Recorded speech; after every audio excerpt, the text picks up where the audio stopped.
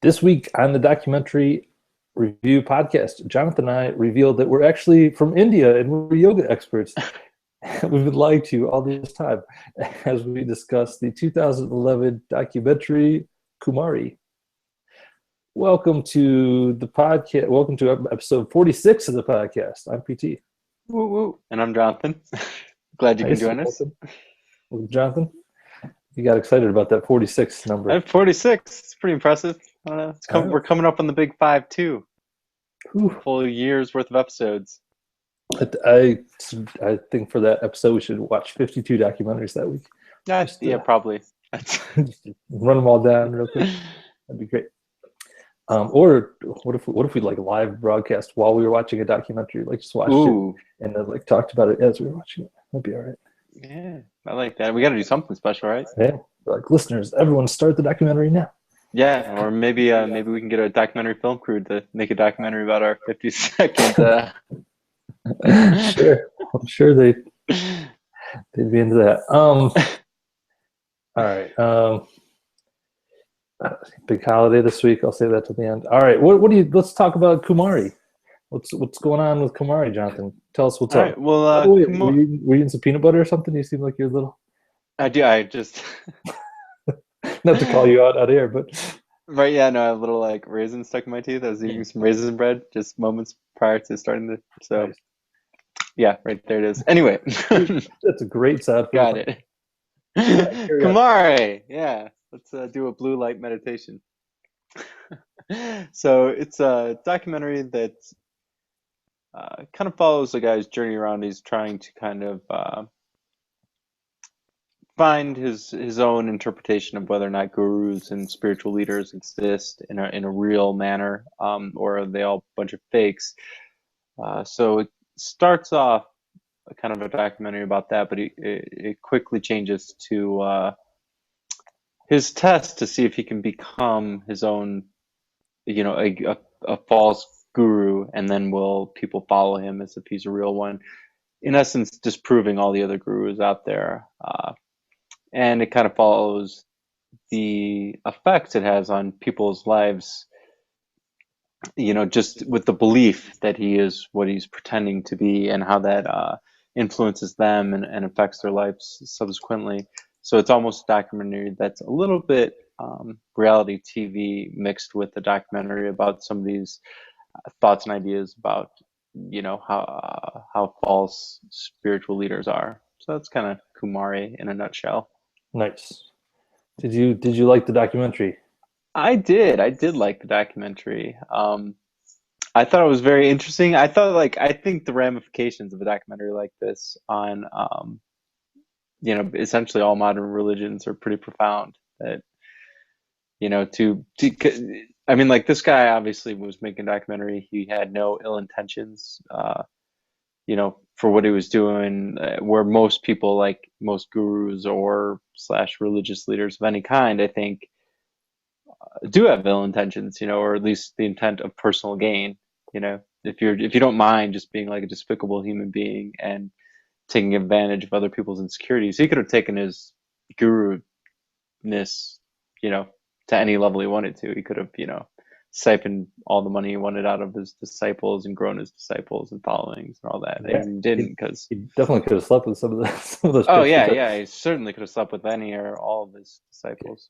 All right, so before we get too far, I'll just say that I did not like the documentary. I'm glad I watched it, I guess, because it raises some interesting thoughts and questions, but I found the whole thing very mean-spirited and disingenuous overall.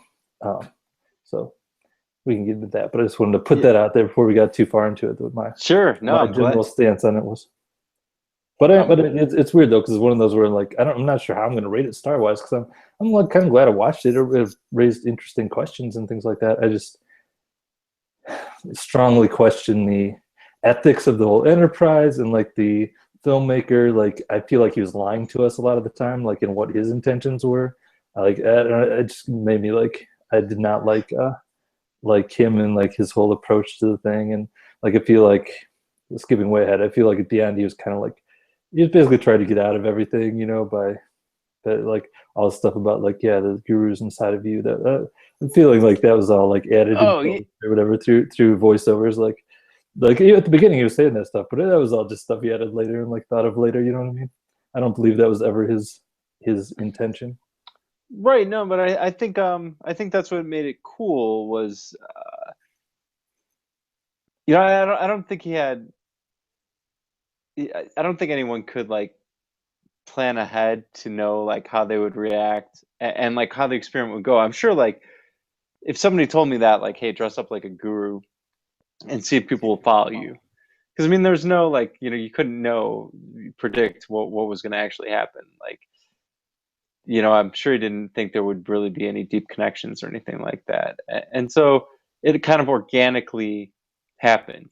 All of a sudden he had disciples and followers, and then all of a sudden I'm sure he was like, oh crap, how do I back out of this lie? I mean, like, Right. Yeah. you could tell there was a moment of like him being completely freaked out where he came to that realization, like, Yeah. No. I agree with that. I think he could have saved it for me if he would have been like at the end he would have been like, you know what, guys, like this was all like a here's my like actual intentions. If you would have told those people, you know what, I set out to make this documentary to see if I could do this. I did not mean for it to go this far. Like, I'm really sorry for everything. But no, like he totally became what he hated. You know what I mean? He like became that guru. And even at the end, he was like, oh yeah, here's like a super important lesson that you should all learn from this that I'm going to teach you. Like he was exactly what he was like supposedly railing against. right, right. But I think his initial intention was to do exactly what you said, where he's going to like back out of it that way, where he's going to be like, oh, I'm just like, a documentary filmmaker and this is what's going on, blah, blah. But I think like, I think that was kind of his intent when he got to like, as he got closer to that reveal, that's when he started like really pour on thick his message of like, because I'm sure it wasn't too far in where all of a sudden he was like, oh my gosh, like these people really like it started to really change their lives. Right. It became it grew out of his control at that point where he was like, oh man, now it's not just about me doing this, doc, because like at Right. that point That's when he should have stopped it. When he was like, when the people were like coming to him and like, yeah, I was sexually abused as a child and stuff like that. He should have been like, well, maybe you should go get some counseling for that or whatever. He definitely should have like, shouldn't have kept it going the way he did. It definitely left a bad taste in my mouth the way he, because like another thing that really left a bad taste in my mouth is the way that like the movie tried to have it both ways. Like it totally made fun of the people throughout part of the movie, like having them do like ridiculous stuff and all that stuff, and then at the end it was like, no wait, I have a super good message to share with all you guys. And at the end he definitely like positioned it as, oh yeah, this was like, I really changed these guys' lives for the better by like giving them this great message. yeah, I could kind of see I mean I definitely see your point in it, but I guess I was more willing to forgive that because I, I saw it as more of his, like, yeah, for sure a weakness in the filmmaker where like but I mean he really in the end did prove his own point that, you know I don't know, because like I kind of think he disproved his own point because like well, I guess it depends what his point is. If is his point that like, hey, you don't need a spiritual guru, you have the strength inside you. If that was his point, then I'd say he disproved his point because like these people were in bad places and they came and had someone who like how and it kind of blows my mind too that he was like so surprised by the deep connections. Like I don't think that's surprising at all. Like how often in life do you have someone who's like sitting there with you super intently the way he was with those people, just being like, yeah, tell me about like your life, tell me about all your stuff, and like just super intently listening to their problems, trying, of course you're going to form a deep connection with people with that. And like they did need someone to talk to that didn't have the strength inside themselves. So I don't know, I didn't, when at the right, but end I when mean like he was like, oh, you guys all have the strength inside yourself. Well, no, they did not have the strength inside themselves. We need like community and we need each other and things like that. And uh, yeah, just I don't know. yeah, but no, but I think his point was that he as the guru or anyone as the guru is BS. You know what I mean? Like, yeah, maybe you need somebody to talk to, and that's fine or whatever. But I mean, anyone that's a guru is saying, I am a better essentially spiritual being, or I have some kind of connection to a higher power. I'm a conduit to this higher power. I'm a conduit to things that you can't quite understand because I'm on a different plane than you are. I mean, that's almost any spiritual leader is making that claim that they're one step closer to God than you are, one step, you know, even in like a regular pastor situation, it's like, somehow I'm more able to interpret God's message to you, and whatever. You always have that person, that spiritual leader, that's supposed to have some kind of better connection. But I mean, like, he's flat out obviously has no real connection or whatever. So anybody that listens does it. So I mean, whether you call it like, bringing out the best in people, or they just need somebody to listen to, that's the point. That's all they need, not a Yeah, but that wasn't his point. His point divine was like, oh, conduit. Well, it's was inside his you, and his you can do point it at your own. that was kind of his cop out at the end, because he was like, crap, now all these people are really listening to me. I don't know how to end this. I don't know how to back my way out of it. But I mean, like, his point going out at the beginning and even through the end was that there is no, like, even to the end, he's like, yeah, there's no like spiritual conduit or anything like that. And that's why I was saying, his interpretation of that was, you don't need anyone. It was all within you. I didn't do crap for you, which is Right. somewhat true. I mean, like, if they would have, I mean, I guess if his message would have simply been like, hey, like, if he would have started off on day one and been like, well, you can just like look in the mirror and talk to yourself, or talk to your problems about anyone, Right. or to anyone. It doesn't have to be me. It can be your buddy. It can be whoever. Maybe you need to talk about your problems, but it doesn't matter who you do it to. And anyone that tells you that they're the answer for you is full of it. Which that was, I think, his big message, was that all those gurus are full of it, and they are. I mean, I think. Yeah. I mean, we could definitely agree on that. But like I mean, like, there's not too many people in life. You can't, like, if I talk to you and I'm like, hey, dude, I want to talk to you. Like, would I call you up and talk to you? You're not like, oh my god, tell me about your problems, and just like 100% focused on me, like, it's an insane, intense way. Like, there's not many places in life we get that, and I think that these people, uh, who, like, these were like, for the most part, I guess there's some who were like kind of, I don't want to like throw shade at them, would be like they were normal, but that's definitely, some of them had some issues and things like that. They needed that, and they could have got that elsewhere for sure, but they were. That's, I guess, what left the bad taste in my mouth most of all, is like, these were people who like had serious, real problems, and he was basically making fun of them. You know what I mean? Yeah, And exploiting them. maybe. I mean, certainly he was exploiting them for essentially a social experiment that they involuntarily were part of. So yeah, so I mean, like, I guess that part's bad, but that's the only way you could do a real experiment like that. You couldn't have your subjects know. And like, the other bummer part is, of course, like, I mean, that's how cults and religions get started, is that you're never going to have like your super well balanced, strong pillars of society go up and be like, whoa, yeah, this guy seems like he knows what's going on. I'm just going to throw out all my crap and just like, take Right. up, throw my hat in this ring. But if you do have serious issues, and I mean, like, I think that's part of the social experiment that came, shining through, was that, even in the beginning, even in his first like couple of weeks where he's like, I'm a guru, the one chick started to come to him that wanted to leave her husband. Right. And I mean, like, in that specific case, she was just looking for anybody to be like, yeah, you're making the right choice. Right. She just wanted, Not yeah, probably not gonna last right, yeah, long. yeah. So, but I mean, like, you know what I mean? It's only people with something going on, or some like deep-seated issues, that feel like they've got a void in their life, that are going to blindly follow anybody. You know, Right. I mean, this guy, all he had to, like you said, the only qualification is for him to just sit there. Oh, whoop, look at that. You're closer to God than everyone else, and now people are going to follow you, and now you have religion. So it's Right. like, well, And to do a really ridiculous accent, I think that would have strengthened the experiment if he like didn't do that crazy accent and just been like, "Hey man, I'm just a regular guy from America." Like, would, in my opinion, would have strengthened the experiment to be like, "Hey, anyone can be a guru. You don't have to be from some mystical land or whatever." But right. Yeah. I mean, I guess it's everybody. I guess he was just trying to, be the stereotypical guru. Obviously, that's why he grew out his beard and did the accent and wore a right, weird thing. But, totally. and I do think, like, in defense of spiritual leaders, I think that there is definitely a place for that, and not that they're closer to God or closer to any spiritual thing, but just that, like, you know, we're all friggin' super busy people, and we all focus on the things that we have to focus on. And I think it's good that there are people whose job is to focus on like the spiritual realm, the things that we think about for like, a couple minutes a day or whatever at the most. And and then just be like, hey, to bring us together every once a week or whatever your religion is, however you do it, and be like, hey man, let's think about these different issues, because it's easy to go through life without thinking about that stuff.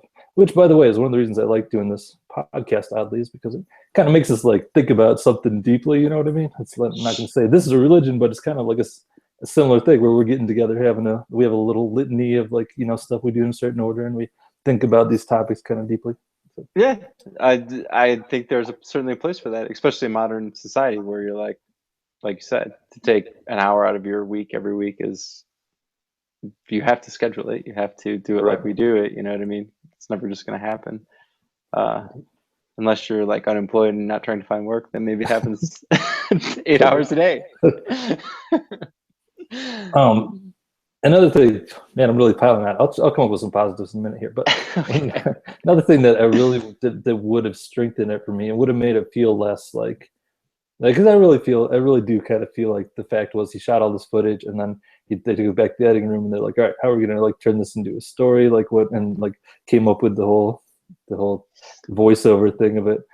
But anyway, what would have made it feel less like that and would have been cooler for me, and I think just would have been a better documentary, was if they would have shown like more behind the scenes stuff of like him and his, like, because he had those two women who were like his yoga instructors or whatever you Right. would call them, whatever they were.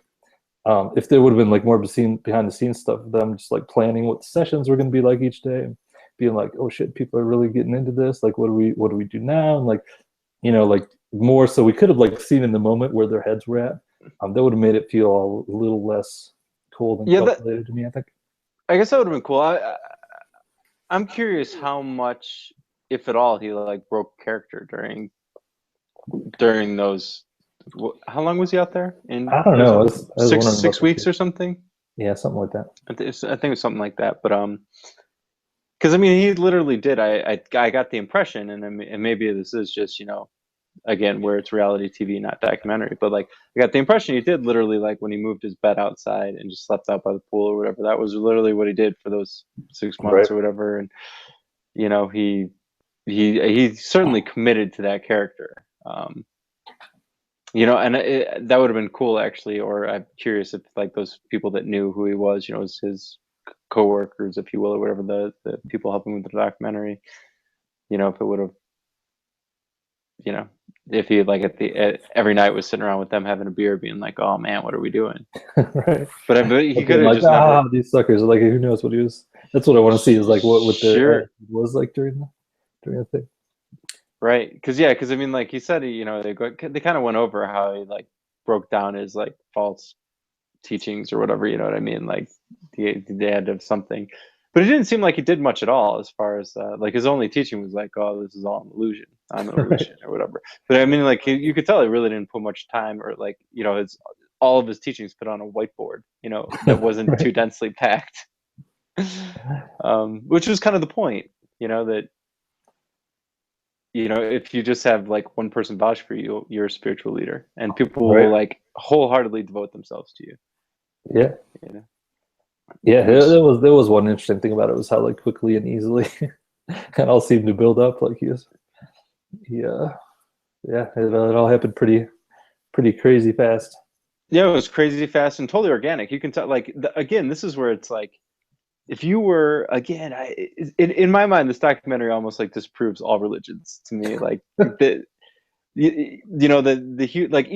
especially because this is in modern America. I mean, everyone that was in this documentary, like all the unwitting participants, can Google shit. They have cell phones. They have iPhones. They are aware that the Earth is round and gravity exists, and that we can split the atom. I mean, they're fully functioning, intelligent people in a first world country with limitless access to knowledge and information. And yet, in just a few weeks, they were devoting themselves to this guy, and just like totally putting him like and like in their minds, he was like a conduit to a higher power. Right. And it happened that quickly, and that was without this guy, with no nefarious intentions of the guy, other than he was just kind of rolling with the punches, like, oh geez, all of a sudden I've got like followers and disciples or whatever. But he didn't go out and like think of that if he had actually been playing that angle, like trying to recruit, and those two other people, I'm sure would have still been in on it, his two like coworkers or whatever. Right.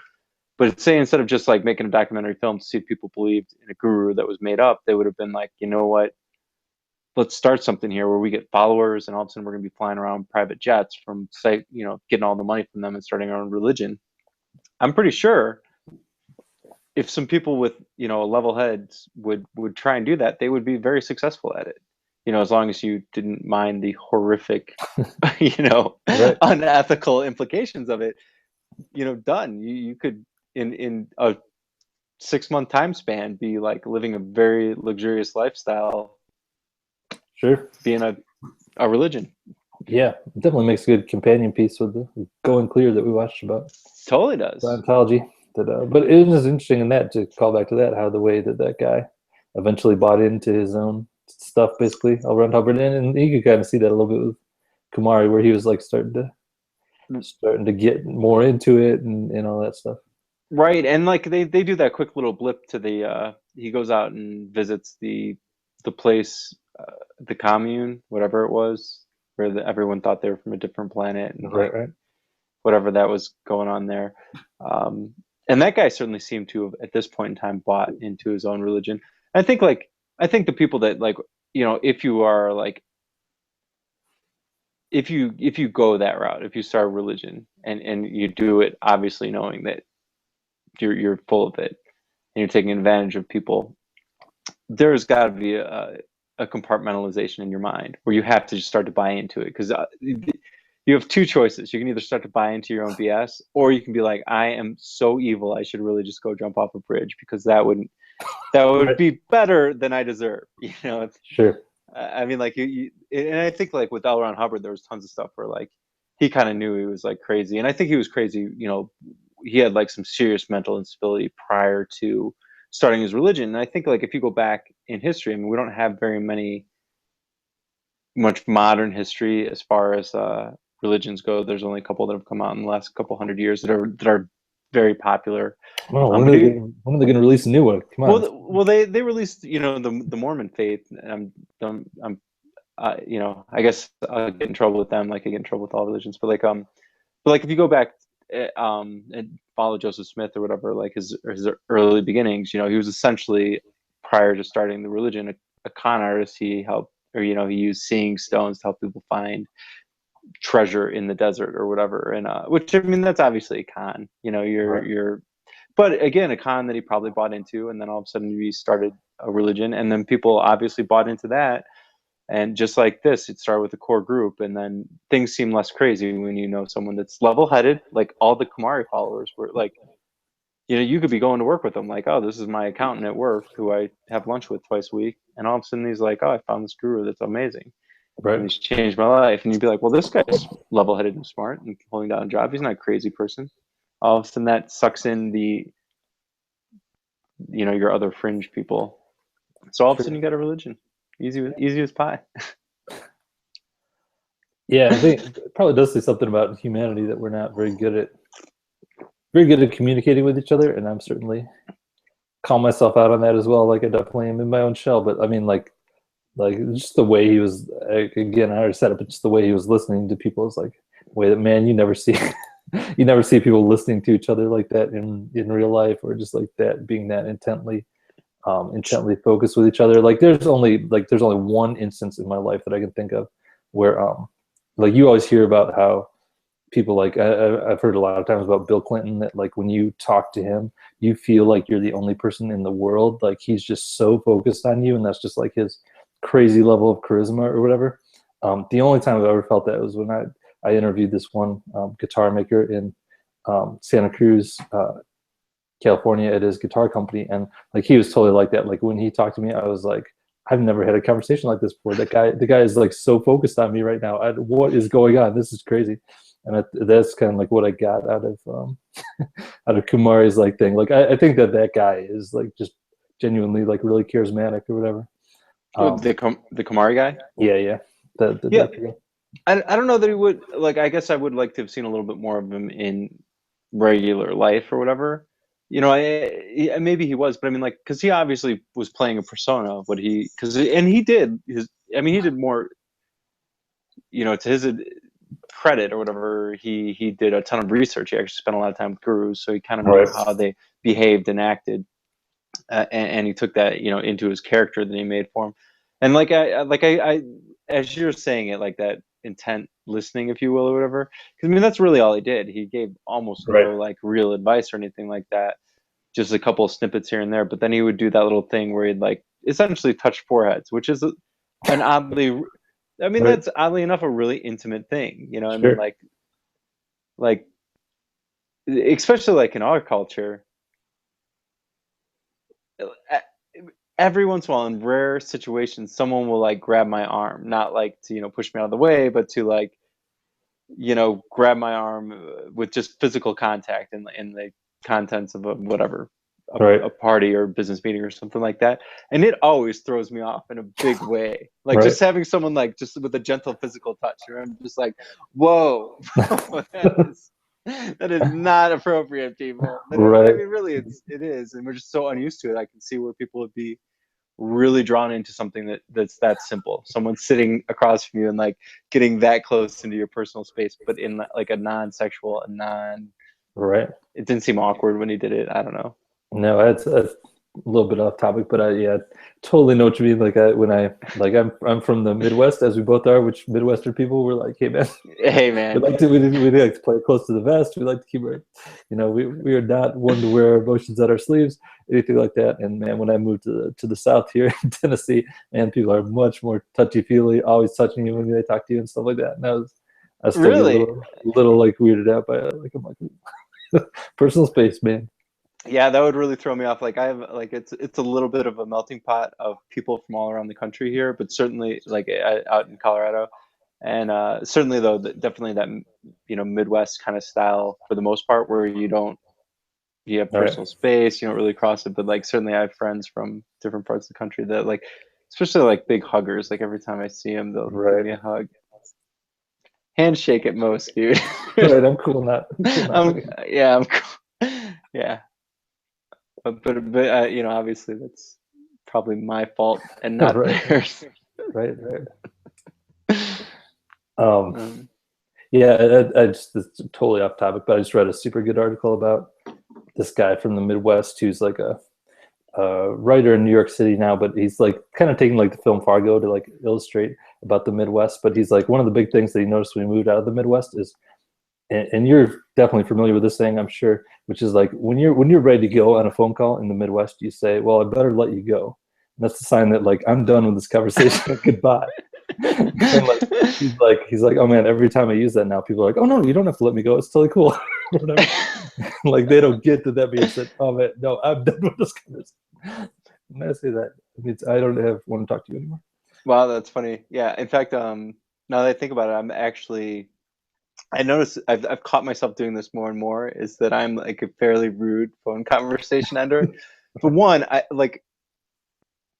don't know. I probably field anywhere from like 20 to 70 phone calls a day. So I'm on the phone a lot, and I gotta go. I got things to do, whatever. Right. And so sometimes like when I'm done with like the business end of a call and people are still kind of talking, whatever, Right. I'm always like I end up pretty rudely and abruptly. I'm like, great, well I'll see you tomorrow. Like no time to get anything else in. So, but I guess maybe I should try and go back to the Midwest with Alpha. I guess let you go. Right. Uh, Yeah. but So anyway, sorry, totally off topic. yeah. So back to Kumari. All right, I gotta think of a couple positives here to give about I, Kumari. I, Like, got- I gotta get your take though on my like theory of does Kumari in essence disprove all religions? I mean, no, I don't think so. I don't see isn't why it not. like a case study of like this is how religions start? I mean, this is it. Because I mean, all the rest of the stuff, like if this guy would have ran with it long enough, you know, I, he would. I think that would have been it. And then we'd be talking about, yeah, that's weird, that new Kumari religion that people are way into. Right. Because I mean, certainly, like he would have had to backtrack, or like it, like I'm sure you do it kind of in the order he did, where you'd be like, oh, well, now I better really write a book or whatever that says, that's Sure. the source material for this religion. And I guess that's probably the stumbling block. If you write a good source material, that one that's like really hard to disprove and really vague enough, then it can last Yeah, that indefinitely. writing the book would have been good. That would have been the Yeah. next step. That would have been his next step, yeah, if he would have been like trying to do this.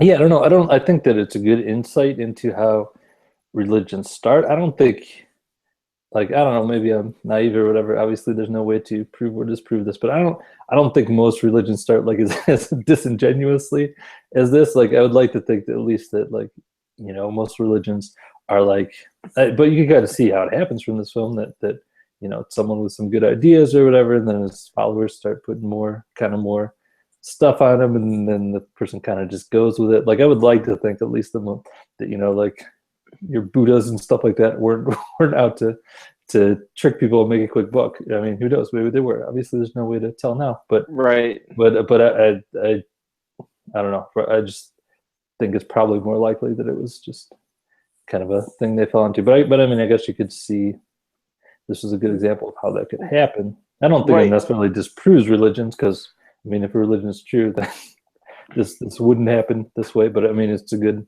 example of how religions could have started.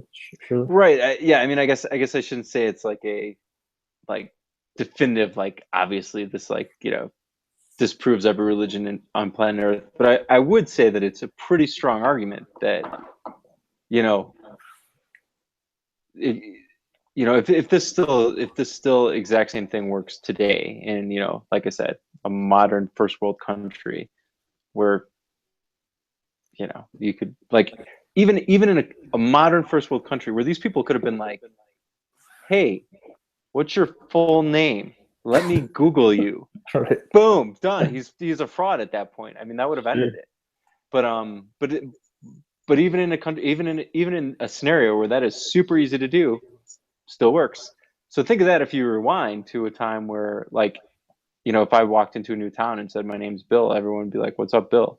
There's no way Right. to ever disprove that you're not Bill or whatever, nor do we care. So I mean, at that point, it would be really easy to take it all the way, if you will, if you're that guy, the founder of a religion. And I'm not saying like all religions were found maliciously. Like some of the gurus, I guarantee out there are like, maybe walk a fine line where they're like, you know what, maybe they're a little nutty to begin with, and then they're like, well, hey, I got a good message for people. And it is a lot of those gurus. I mean, even if they're sleeping with their followers or making a living off of it, they're still all like generally, from what I know of gurus, a message of peace and hope, where they're like, yeah, you know what, you're good and the world's good, and you have some kind of connection to the spirituality, and they're not like trying to like make people do bad things, or they're trying to get people in a better place, even the ones that are frauds, which I guess would be all of them. Right. So I don't know, and I could see where that just like you said, like maybe Buddha was just like, yeah, a little crazy, but he had a good message, and that's what made him a popular religion.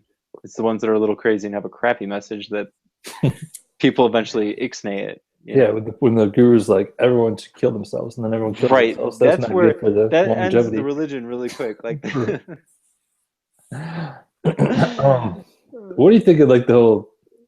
I'm curious about your take on the spirituality of yoga, because like obviously yoga is just like a workout now that we don't we don't think of as being spiritual, but definitely it's like deeply tied to like spirituality, and the guy who brought it here like started a religion and all this stuff. What do you think of that connection, and can we disconnect it? oh yeah, obviously we can disconnect it. I mean, like, I dig on yoga, but I mean, like, I don't, and I like, other than like it's a good, stretching exercise. Like, I certainly find it to be,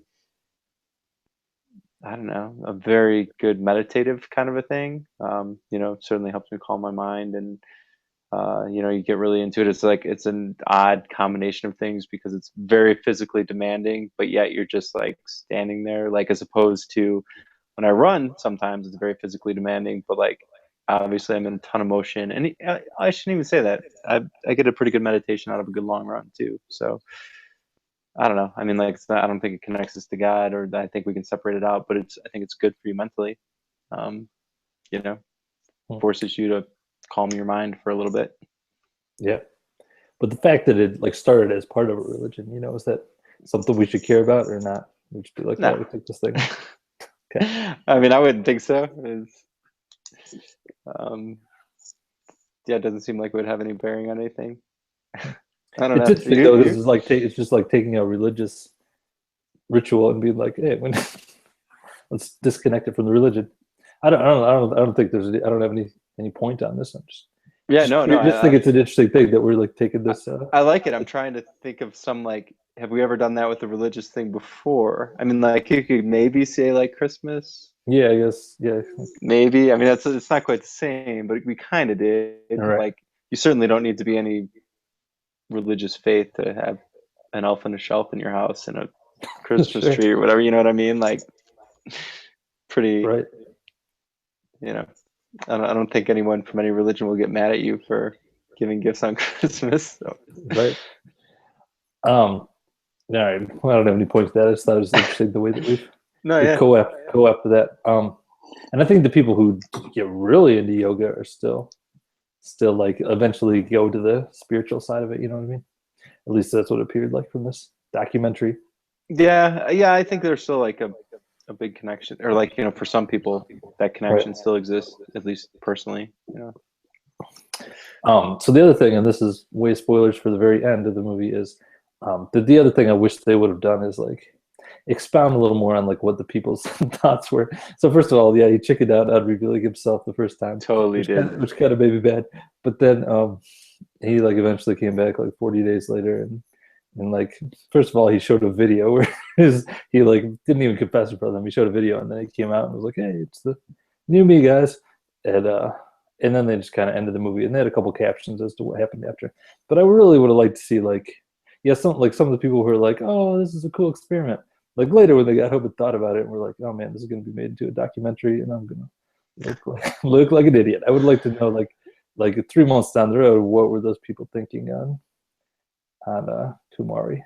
And that was Yeah, another thing where I felt like it was kind of disingenuous. Like I would have liked to see yeah, more on that. I think you're right that there were a lot of push outs, starting with his big first unveil at the poolside thing, where you could tell he obviously was intending to Right. be like, yeah, this is just a documentary that I made up, and I've made up this persona, and he just literally couldn't do it. Which, like, I kind of felt for him, because I was like thinking, Oh yeah, it'd definitely be really tough. yeah, like how, like, I mean, because like those people weren't just like going to a yoga class. I'm sure that's what is in his mind when he was like, I'm going to do this for 6 weeks. I'm sure he was thinking stuff like people were going to be doing like his blue light meditation at yoga studios, saying like, oh yeah, I'm getting a lot out of this blue light meditation. I really feel the Right. blue light. And at the end, he was going to be like, ha, it's not really a blue light. It's just me. I'm just a dude from New York. And then he could have done it, and I'm sure he would have like done that reveal. But Right. then it was a twofold, because one, people started like not just be like, oh yeah, blue light meditation. They were like, oh yeah, we're coming to your thing all the time. Hey, you're like super important to our lives. And then Right. they became super Changed my important to him. DNA. Right. Yeah. I'm sure he was like, oh my God, yeah, now I really care about these people. I'm sure he made a connection with a lot of them. He did not want to be like, ha. So yeah, but he did totally puss out. I mean, like I think that, again, that would have been horrific for him and probably for everyone, but he should have, like, at that pool ceremony, been like, followed through with his plan, been like, hey guys, sorry, Right. I didn't understand what I was doing when I started this off. You all mean a ton to me, but this was initially an experiment, and it still is an experiment. So sorry. You Right. probably all hate me, rightfully so. Yeah. All right. So you're ready for my conspiracy theory? Let's hear it. All right. So this is just PT speculation. I have no inside knowledge on this, but here's my evidence. All right. So when I type in to Google, I was looking for some reviews today. When I type in Kumare documentary, the first suggestion is just Kumare documentary. The second suggestion that Google comes up with is Kumare documentary lawsuit. All right. So, but when I click on that, it doesn't bring up anything to do with the lawsuit. It brings up all like just like the main site for Kumari, like really positive reviews. And I've done a little more research, and there are negative reviews. So here's my conspiracy theory, Jonathan. I recently read a book about reputation management companies that you can pay a bunch of money to push the good stuff about your whatever your brand or your Company, personality or whatever. whatever Yeah. it is up on the Google rankings and basically bury the bad stuff so deep in Google that it would be really hard to find. So the fact that documentary lawsuit came up, but I couldn't find any reference to it in the search results, makes me think there's a good chance that there was a lawsuit, but it's just buried very deeply in the Google results. I only went like 4 or 5 pages and didn't see anything on the lawsuit. Nothing that even had the word lawsuit in the website. So that's what made me very skeptical. Well, that's interesting. Interesting theory. I kind of like it. I, Yeah, I I don't would know. I would think that there's a pretty huge chance he got sued over this. Right. I mean, like, yeah, because I mean, like, defamation of character. I mean, like, I would think they'll lose the lawsuit because I mean, it was all real. Like, but certainly, like that one yoga teacher that's like, yeah, that guy's like an amazing like guru, and he has this amazing light, and we do his thing, and blah blah. And she's like totally talking it up, and like Oh, yeah. really believes in him. I mean, she looked like an idiot. Right. I mean, because How about the lady who was a death row inmate attorney, whatever? Like I'm sure she when she got found out, that didn't exactly help her standing in the board. I'm sure people were laughing about her. yeah, I suppose they were laughing about it. I didn't feel like she got like had as much as everybody else. You know, she was just like, because hers was a little more normal. She liked the meditation, and she needed, you know, hers was more legitimate. I thought of everybody where she was like, yeah, I've got a really tough job that's really Yeah, sure. stressful because I mean it's literally life and death. And this dude like calms me down. I wouldn't like rip on her for it. I mean, like certainly yes, I would totally like if I was friends with her, tell like a joke or two about like, you know, oh, Right. follow me, I'm Kumari or whatever. You know, I'm sure there's, you know, that's kind of goofy. But on the other hand, I wouldn't like I like interior like I'm the kind of person that would totally make a joke about that. But like my interior thought would be like, oh Right. yeah, I totally understand. No big deal. I mean, you weren't like a crazy person about him, but you found some peace there. Fair enough. Right. Well, But so, that okay, so yoga studio teacher though, I'm like, yeah, you're an idiot. You look like an idiot. right. All right. So my exhibit two in this is I try now. Then I tried to Google like the I Googled Kumari disciples. And the first suggestion was, where are Kumari disciples? Where are they now? So I clicked that, I searched on it, and it came up with almost the exact same results as Kumari documentary lawsuit, whereas like the official website of the movie, like a bunch of very positive reviews, which if you look at Rotten Tomatoes, the reviews were very mixed on this. Like there's positive reviews, there's the very negative reviews, but none of the negative reviews come up high in the the Google ranking. So there's my little more evidence for my conspiracy theory. I I will say that I think there's a chance you're right. I also think there's a chance that if there's nothing else essentially out there, then I mean it's not going to come out. I mean, like Right. again, if it, I don't know enough about it, it would make me a little mad if there is a company that's good at burying Google results because I mean we all kind of trust Google for information to one degree or another. So that sucks if someone can really skew it to that degree. So hopefully that's not true, but I, Yeah, well, I, that part's definitely true. Like, the book I read was about, like, in the book they were doing basically pretty good stuff, like for people who like have gotten like made one like tiny mistake or whatever that like for some reason has exploded on social media. Like like there was a picture of this one girl who was like basically flicking off like Arlington National Cemetery, like as a joke or whatever, and like that totally went viral. And she got tons of death threats. So like the first like 10 pages of Google were like all about how that bitch needs to die and all this stuff like that. And it turned out she was like a super good person. Like she totally like did all this charity work and like was a really good person. And it was just like meant to be like a funny joke to her friend from like this inside joke thing or whatever. And like it just got posted on Facebook and ended up getting shared. So like in that case, like the Google management people like came and they were like, yeah, we'd like to give you pro bono service on this or whatever, and tried to bury it for her. that's good. But well, I guess that's I don't know. It's weird to me that you can just like bury something and I mean, Google is obviously an amazing search engine. Right. Friggin' knows what I'm going to type before I type it. So, Indeed. So, yeah. yeah, by the way, that was all PT speculation, so feel free not to sue me on that. That was just a wild speculation. Right. And I'd also like to say, whatever, if you need to sue PT, it's email us at the documentary review podcast.com. Nice. All right. Anything else to say before we cast our final rankings, which I'm super nervous about because I don't even know what I'm gonna say. Right. I honestly hadn't really thought about what my ranking was on this because I actually watched it like I think the day after our last podcast. So it's a little rusty for me. And yeah. So anyway, what would you rank this movie, PT? Boy, Out of what do we do out of 5? yeah, it's out of 5. Yeah, it's tough because, like I said, I'm glad I watched it because it made me think of interesting stuff. But I really don't like the approach, and I'm gonna give it 2 stars. 2 stars for PT. I think this might be our biggest divide. I'm gonna go 4. Whoa. 4 stars on this one. Holy I mean, crap. like again, like it was certainly flawed, which I guess is why it's a 4, not 5. But I think it's like I liked the faults in it. I liked the fact that he was like it made me a little awkward to watch, but it also made me really care. Where I was like, "Oh my God, how is he going to do this? How is he going to do this?" And then at the very end, you're right. Like I was certainly like, what a pussy move. We're 4 weeks, and then he like does the whole video reveal and all that stuff or whatever. But I still really was like intrigued by all of it, and again, I thought it was just like it just blew my mind. It was just like the greatest social experiment, and like yeah, of course, like it's a very moral gray area anytime you're just like especially videotaping for the world to see people in an unknown experiment. But I was glad to have seen it. I'm glad I'm not the one that did that, but all right, fair enough.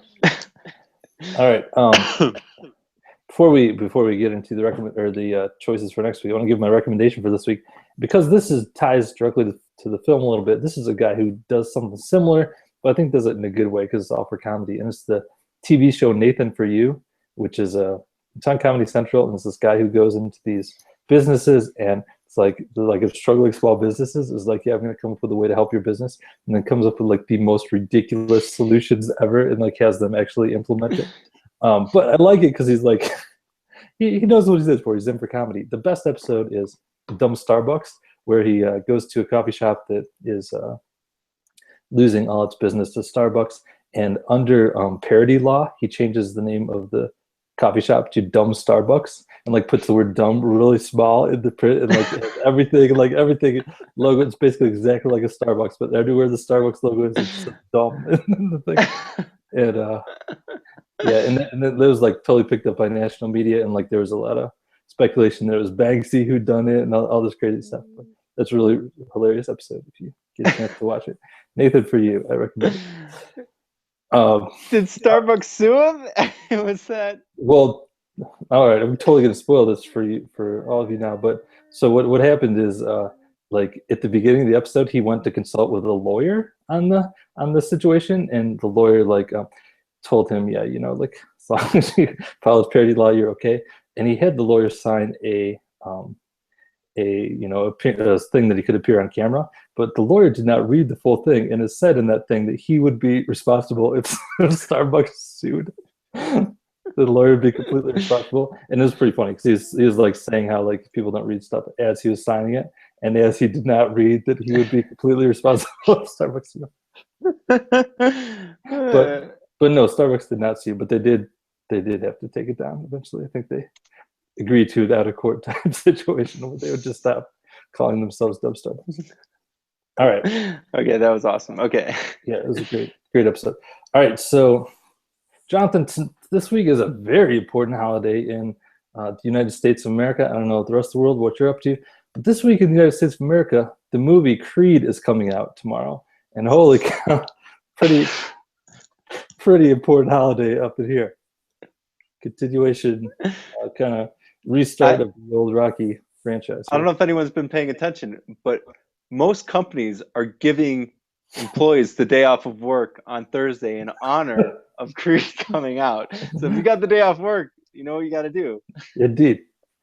So in paying respect to the Creed holiday, I'm going to recommend 3 boxing documentaries for us to talk about next week. All right, so the first one is Dogfight, which is in a crime-plagued neighborhood near Miami. Brutal, bare-knuckled backyard fights give young men a chance to earn money and self-respect. There you go. Number 2 is No Mas. In the midst of boxing's contemporary golden age stood 2 fighters who established a captivating rivalry, Sugar Ray Leonard and Roberto Duran. Learn about their rivalry. Or finally, we have The Trials of Muhammad Ali. This documentary offers an inside look at Muhammad Ali's struggle to overturn a 5-year prison sentence after refusing to fight in Vietnam. So there you go. Oh, man. Dogfight, No Mas, or The Trials of Muhammad Ali. Well, I've seen Dogfight, which actually I like. I don't know. It's definitely between the Trials of Muhammad Ali and Dogfight. Yeah.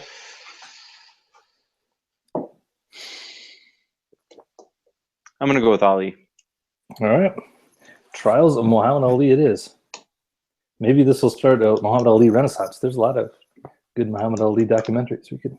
Yeah, I know a bit about him, and I've seen a bit of old footage on him, but not enough. Watch Rumble in the Jungle, great fight. Yeah. Sure. Let's bring it on. Let's learn about Muhammad Ali. Sweet. We will do it. All right. So watch that and join us back next week. In the meantime, this is PT. Keep it real. This is Jonathan. We'll see you next week. Oh, and happy Thanksgiving.